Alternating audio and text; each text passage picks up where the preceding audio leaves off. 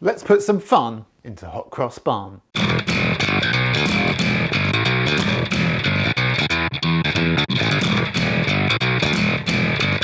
Hello and welcome to Big Friendly Grub. I hope you're well, you wonderful, beautiful people. Now at Easter, we all enjoy a hot cross bun. Well, not everyone, because some people don't like dried fruit, some people don't like the spices that go into them, but regardless, hot cross buns are a staple of Easter. I made hot cross buns on the channel a couple of years ago now, which is crazy to say because I don't think of the channel as being like nearly 2 years old, but it is, and that is how long ago I did hot cross buns. They were traditional hot cross buns and they are wonderful. If you like hot cross buns, then go check it out. But we're going to flip things on their head today because I was inspired by Marks and Spencer's of all places. You see, M&S now have a Marmite range and they now sell Marmite and cheese hot cross buns. I know, but they do, and they are amazing. If you love Marmite, they are well worth checking out. But when I saw them, when I tried them, I thought I have to give these a go. So that's what I'm going to do today. But I'm not going to stop there because I'm going to continue down the savoury route because I want to make two other types of savoury hot cross buns. I'm going to make a chili and cheese hot cross bun because I love chili and I love the combination with cheese. And also I'm going to make a sun-dried tomato and basil hot cross bun as well, but I'm going to make these vegan. So everyone can enjoy hot cross buns, savoury hot cross buns, and I'm really excited about this one. We've got a lot to do because we've got 3 doughs to make, so let's get started. Right, first I'm going to start off with the dough for my Marmite and cheese hot cross buns, but to be fair, the base for this is going to be pretty similar throughout apart from the vegan one. So we're going to start off with 500 grams of strong white bread flour, 10 grams of salt, put that on one side, 12 grams of yeast, put that on the other side away from the salt, 90 grams of caster sugar, because even though these are savoury hot cross buns, we are still starting off with the base for an enriched dough, 50 grams of softened butter, 1 egg, and then I am putting in 3 tablespoons worth of wonderful Marmite. Look at that, look at that texture, it's ridiculous. Pop this in, wait 10 minutes for it to come off the spatula.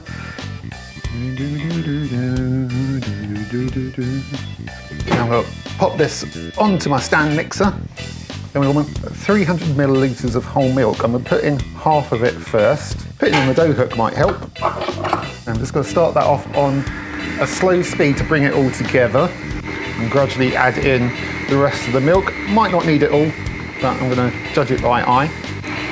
You know, I think I am going to use all that milk. I'm going to turn that up to a medium speed and let that knead for about 10 minutes. Okay, my dough has had 10 minutes kneading, and to be honest, that feels like a pretty good consistency. It's a little bit tacky. It's going to be malleable so we can make them into buns. I like to take the dough out after it's been kneaded in the mixer because then I can kind of test the consistency in my hands, and that looks like a really nice dough. Look at the colour as well. It's got that lovely kind of like almost tan sort of tinge from the Marmite. I am going to pop that into a bowl, place that over the top, and I'll pop that to one side to let it prove while I work on my 2 other doughs. For my chili and cheese hot cross buns, I've got the same base here as before. I've got my flour, my salt, my yeast, my sugar, my butter and my egg. But at this point, I'm going to be adding in 2 tablespoons worth of chili oil, maybe even 3 if I'm feeling fancy, using this lovely, lovely oil that I got from my friends Lucy and Kelly. They were very, very kind enough to send this to me around Christmas. I think 2 tablespoons will be enough. It comes in this super, super cool skull bottle, which is actually surprisingly hard to say. And yeah, you should go check out Lucy and Kelly's YouTube channel. They talk about food and books and mental health and kids, childcare and kids books. They are 2 wonderful, wonderful teachers, and they also used to be professional wrestlers, so that makes them super, super extra cool, and they are absolutely wonderful. You should follow them on Twitter and Instagram as well. I'm also going to chuck in half a tablespoon of chili flakes. I will also be putting in some fresh chilies later, but that comes later. And I'm also going to pop in half of my milk. Then on with my dough hook, and again on a medium speed. Right, with that come together, again I'm going to give this another 10 minutes to knead, and then we can come back and get that one proving too. Right. Once again, I've got another lovely, glossy, tacky, but not too tacky dough. I'm going to take this pop it into another bowl and cover this one up as well. Then I can get onto my third and final dough. For my sun-dried tomato and basil ones, which are vegan, I've got mostly the same base. I've got my flour, my sugar, my salt, my yeast. That's all in there as usual. But for this, I'm going to be using some plant butter, vegan plant butter, instead of normal butter.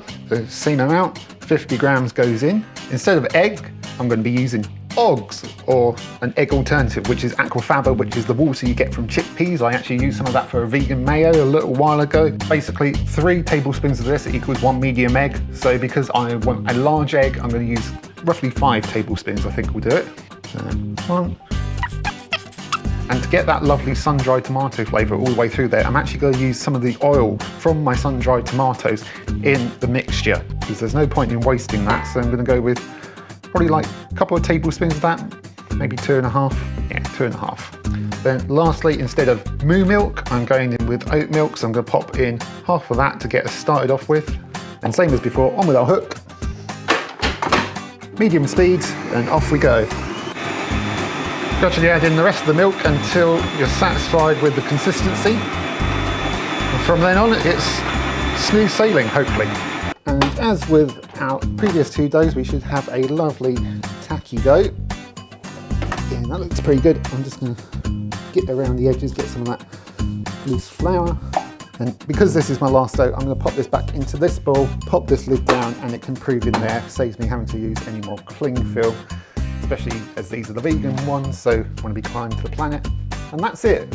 So we've got 1 dough there and 2 more proving over here. So these are all going to have roughly probably about an hour, hour and a half, maybe even 2 hours. Seeing how they go, they are enriched, so they might take a little bit longer, but they're going to have until they're doubled in size at least, and then we come back and start turning them into buns. Okay, so these have had nearly 2 hours to double in size. Like I said, they're enriched, so they may take a little bit longer, but that is a lovely looking dough. That is the Marmite Cheese one. Or rather, it will be Marmite Cheese once we get our cheese into this. So I'm going to take this out of our bowl, also knock the air out of it while I'm at it. Oh, I can smell that Marmite coming from that. Right, I'm going to put down a dusting of flour, just so it doesn't stick. It shouldn't stick, it's a nice dough, but just in case, spread that all out. So I really want to get some more flavours mixed into this, so I'm going to be putting my cheese in here, but going really all in on the Marmite. So I'm going to go in with probably about another tablespoon's worth, and also 100 grams worth of grated mature cheddar cheese. Fold all of that in. Can you imagine if I just left it like that and baked it? It'd be a cheese-filled Marmite monstrosity. But no, we got to get this all mixed in. This might get a little bit messy, so I'm going to keep my flour to hand in case I need to stop it from sticking.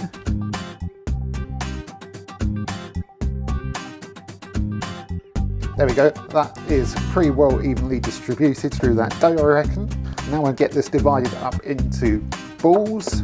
Because I want them to be nice and even, I'm going to weigh out my dough. That is 1.4 kilos, so 1,400 grams. So I need to work out how many that is. I think I'm going to divide it into 8 or 10, probably 8. Hey Google, what's 1,400 divided by 8? The answer is 175. That was to my maths teacher, who always said, you'll never have a calculator on you all the time. Wrong, wrong, wrong, wrong. Wrong, wrong, wrong, wrong. So 175 grams each is how I'm going to divide these up in that case.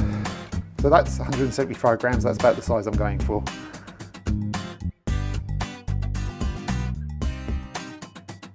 There we go, that's divided up into roughly 8 of 175 grams each.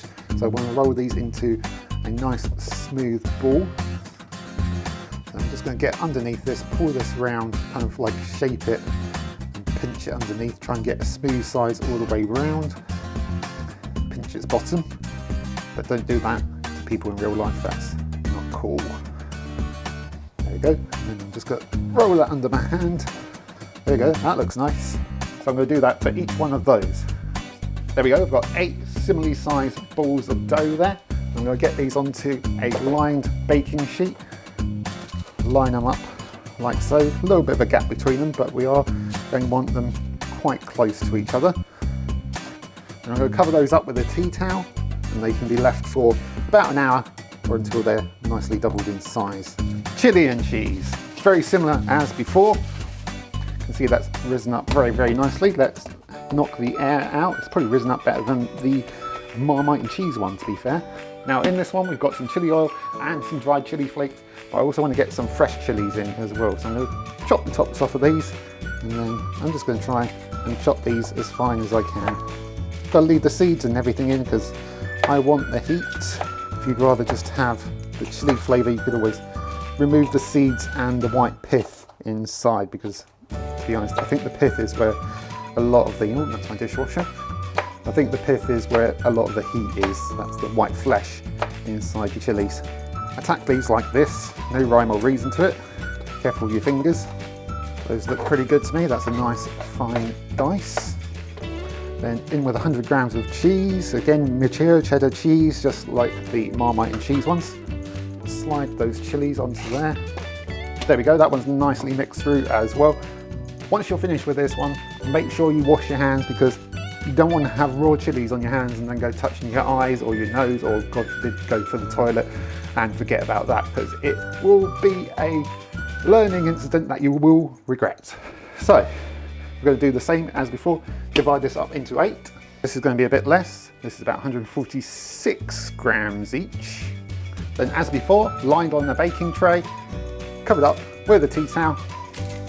Leave those to prove as well. And last but by no means least, we've got our vegan sun-dried tomato and basil ones. Again, this looks like a lovely dough. Then for this one, I'm going to take a handful of fresh basil, and for this one, I'm taking a handful of fresh basil, sort of just scrunching it out, make it easier to chop. Oh, I love fresh basil, it's probably my favourite herb. It's just a shame I find it such a pain in the butt to grow. It never survives for me. Oh, I should have used my mezzaluna that I got from my wonderful cousin Katie. It's in the cupboard and I haven't used it yet. This would have been perfect.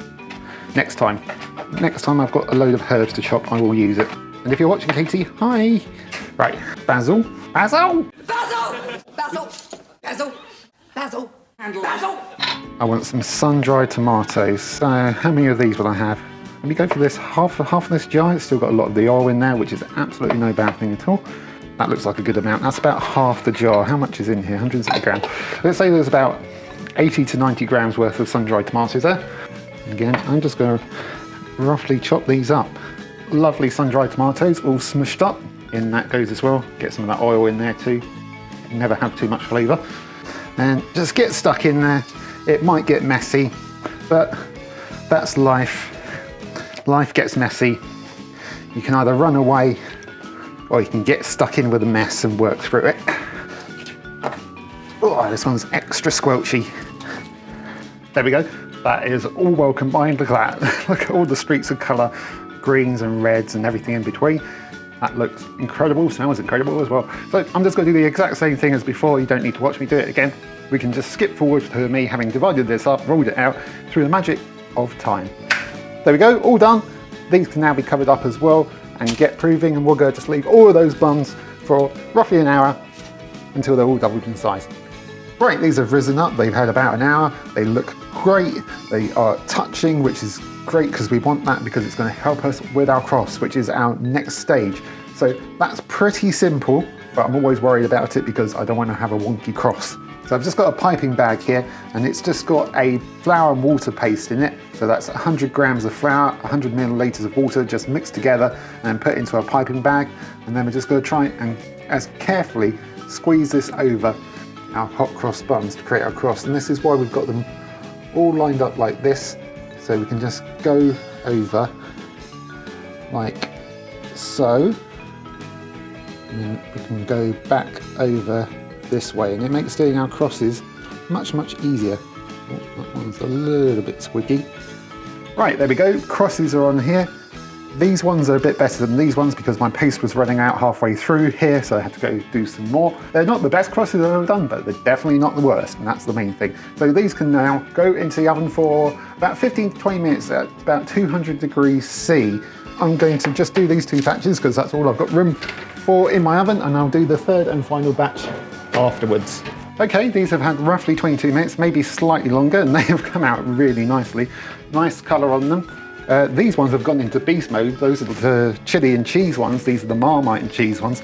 But they both smell amazing. Ordinarily with hot cross buns, I would usually do like an apricot glaze on the top just to give them a nice shine. Obviously, these being savoury, don't want to use an apricot glaze. So instead, I've just got some butter here and I'm just going to brush these over the top. I've got the vegan sun-dried tomato and basil ones in the oven at the moment, and those will be brushed with the vegan butter, so don't worry about that. These are fresh out the oven. They smell amazing. So that's one batch glaze. I need to do the other one, but I'm out of butter, so I need to do some more. Won't bother filming it because you've already seen how to do that once. So once the sun-dried tomato and basil ones come out, I can give them all a try because there's nothing better than a warm hot cross bun. Well, here we go. Loads of lovely savoury hot cross buns. Those are the Marmite and cheese. These are the chili and cheese. Apologies if the lighting's not good. And last but by no means least are the vegan sun-dried tomato and basil ones. And the smell in this flat is incredible. Just such a mix of flavours and scents. It is amazing. They've all turned out really, really nicely. I'm pretty happy with those. So there's not much left to do apart from to try these. I tell you what, it's a really, really good day when you get to try 3 different hot cross buns. Not just 3 hot cross buns, but 3 savoury hot cross buns. We are mixing it up this Easter, and these smell incredible. They smell so, so good, and I can't wait to get stuck in. So I'm going to try, I think this is the Marmite and cheese one first, so I'm going in for this one first. It's a little bit denser than the other 2. Might be because of the cheese in it, might be because of the Marmite. Hello, it's Present Matt here.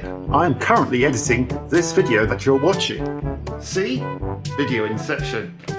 I just wanted to put in a little update saying that in retrospect, with the Marmite and cheese ones, they did end up denser than the other 2. And I don't think they proved quite as well as the other 2. And I think the reason for that was the Marmite that I put into it at the very, very start. It's quite salty, so it might have impeded the yeast just a little bit.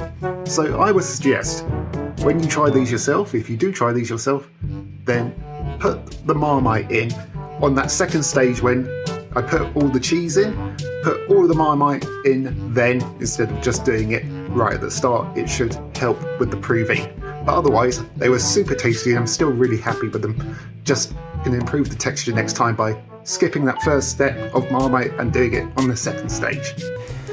But I'm going to give it a go.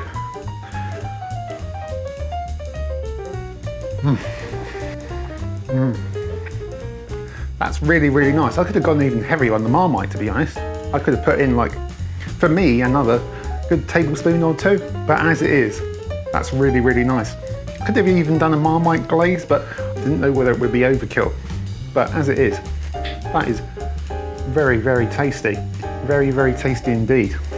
Right, I think we have here the chili and cheese one. So let's see how this one goes. Oh no, that was the sun-dried tomato and basil one. Oh, that one's really nice. Just the right amount of basil. It's not overkill. Got some butter oozing out of that. Absolutely delish. Okay, this will be the chili and cheese one. Looking forward to this one. Let's give it a go.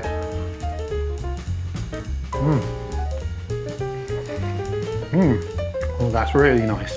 Really, really nice. Just the right amount of chili. Oh, a little bit of a kick there afterwards. Oh, that's nice. That is really nice. You get the chili come through afterwards. You get the initial kind of flavour as you bite into it because it just kind of hits you, but it's not super spicy or anything. That is really nice. That might be my favourite one actually. I thought the Marmite one would be my favourite, but I could dial up the Marmite in that, to be honest. So it's something a bit different for this Easter. If you aren't a fan of like dried fruits or like the spices that go into hot cross buns, try these instead. It's a twist on a classic. That's it from me. I hope you enjoyed the video. I hope you found it useful. I hope you found it something a little bit different, something to inspire you to try different things in your hot cross buns, or just to try hot cross buns full stop.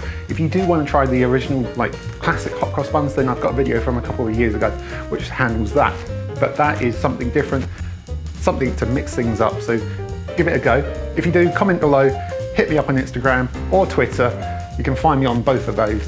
Just let me know, send me a photo, let me know how you got on. But that is it from me. If you did enjoy the video, like it, subscribe to the channel, hit the notification bell to find out when new videos going up. But otherwise, I will see you on the next Big Friendly Grub and have a wonderful, wonderful Easter. Take care. Bye.